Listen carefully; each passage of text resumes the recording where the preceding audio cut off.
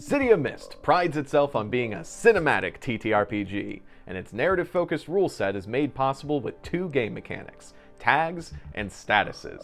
Both of these mechanics point out the important parts of each scene and expand the possibilities for how your characters can affect the world.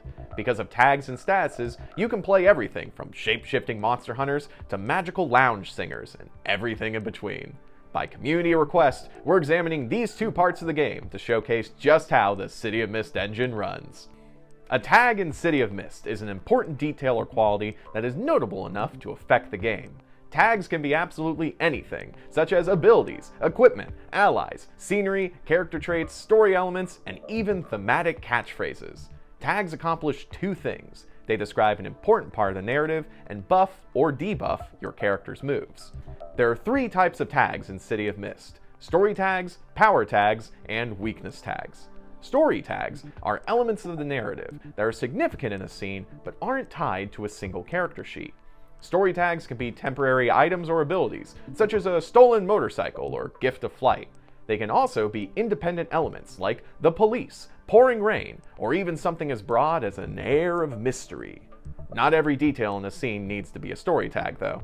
If your crew is in an office, you don't have to make a story tag for the lamp, ashtray, or curtains. Story tags should be saved for the important elements that will either affect the PCs or give them a new way to affect the plot.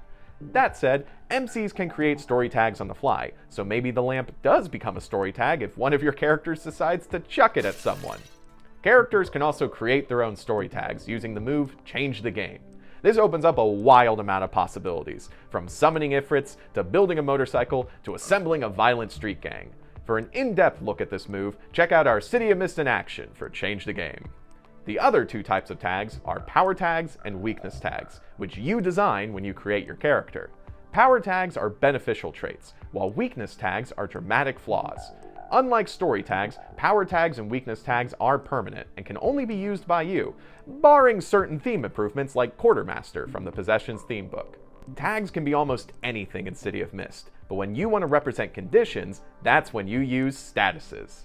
It's easy to think of statuses as the HP of the game, but expanded in scope to cover more than physical injury. Your character could take a status of Gunshot Wound 3, but they could also take statuses like Blinded 2, Humiliated 3, and Mesmerized 4. Statuses are made up of two parts: the description of the status and its tier. Statuses come in tiers of 1 through 6. Tiers 1 through 4 affect your character's moves, so if you're Blinded 2, you'll take 2 power off your rolls to perceive things. At Tier 5, your character is out of commission and can no longer take actions hampered by that status. If your character is Dying 5, they're likely unconscious, but if they've taken a status like Tied Up 5, then they can't move, but they might still be able to talk. Once a status reaches Tier 6, though, your character is dead. Or might as well be. A Tier 6 status represents a permanent transformation, and the MC decides what happens to your characters from there. Most of the time, that character leaves the narrative, but when appropriate, and with the player's approval, an MC might trade the Tier 6 status with a change in power or weakness tags, or even replacing a whole theme.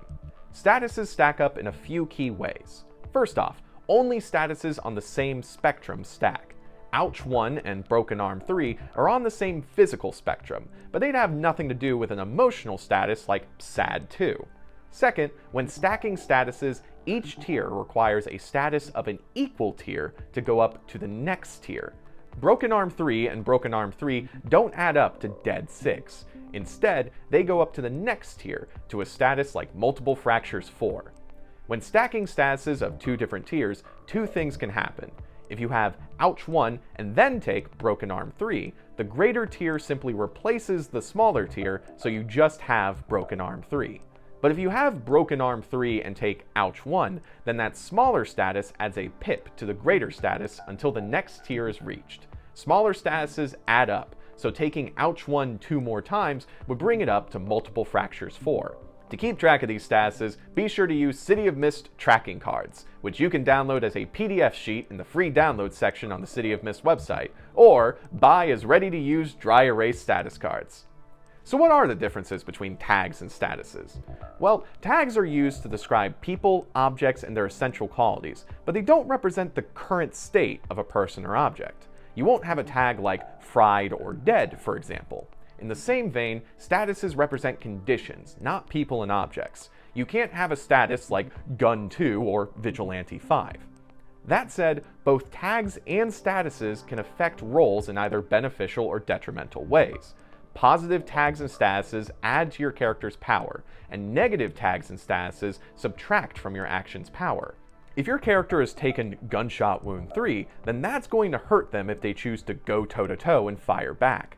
But if they're trying to convince a nurse to patch them up, then having a visible gunshot wound might actually help their efforts. In the same way, a power tag like Police Badge could help when dealing with the police, but hurt when dealing with criminals. What's different is how they affect your action's power.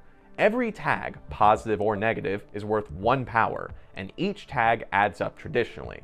If you use 3 positive power tags in a move, like Boxer, Boxing Glove, and Punch is Good, that's 3 power you add to your roll. And unless you're playing with the tag cap optional rule, any number of relevant tags can apply to a single move. But with statuses, only the highest relevant status applies to your power, adding or subtracting its tier. If your character is in a fight, and she has the detrimental statuses Broken Arm 3 and Winded 2, only Broken Arm 3 is going to apply to the move and subtract 3 power from that roll. If you somehow heal the Broken Arm 3 though, your next attack would still be hindered by being Winded 2, so amassing different negative statuses is not a good idea.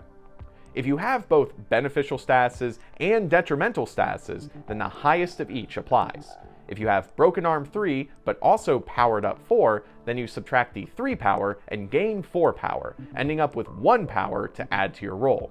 A big note here is that you convert these statuses into power before doing this math. The special rules for stacking different tiers of statuses only apply when receiving statuses on the same spectrum, not when applying them to your rolls. The ability of tags and statuses to describe any narrative element and convert them into game mechanics is what gives players of City of Mist the freedom to create almost any character they want and affect the world however they want.